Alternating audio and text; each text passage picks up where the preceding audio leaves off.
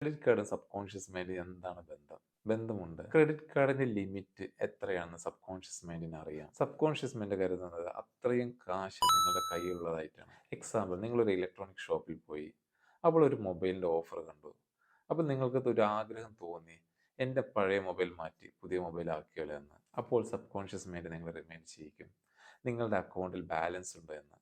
അപ്പോൾ നിങ്ങൾ balance check ചെയ്യുമ്പോൾ നോക്കുമ്പോൾ ഒരു ഫോൺ വാങ്ങാനുള്ള ബാലൻസ് നിങ്ങളുടെ കയ്യിലുണ്ടാവില്ല. അപ്പോൾ നെക്സ്റ്റ് റിമൈൻഡ് ചെയ്യുന്നത് ക്രെഡിറ്റ് കാർഡിനെയാണ്.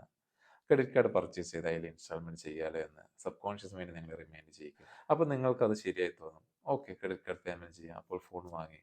പക്ഷേ ഇതുപോലെ ഓരോ ആഗ്രഹങ്ങൾ നിങ്ങളിൽ ഉണ്ടാകുമ്പോൾ സബ് കോൺഷ്യസ് മൈൻഡ് ചെയ്യുന്നത് അത് നടപ്പിലാക്കാനാണ്. അതിനെ സബ് കോൺഷ്യസ് മൈൻഡ് ചൂസ് ചെയ്യുന്നത് ക്രെഡിറ്റ് കാർഡാണ്. ക്രെഡിറ്റ് കാർഡ് ഒരാളിൽ ഉണ്ടാകുമ്പോൾ അത്രയും കാശ്, ക്രെഡിറ്റ് കാർഡിന് എത്ര ലിമിറ്റാണോ അത്രയും കാശ് കയ്യിലുള്ളതായിട്ടാണ് സബ് കോൺഷ്യസ് മൈൻഡ് കരുതുക.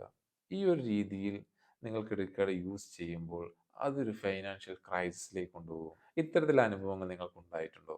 എങ്കിൽ കമന്റ് ചെയ്യുക.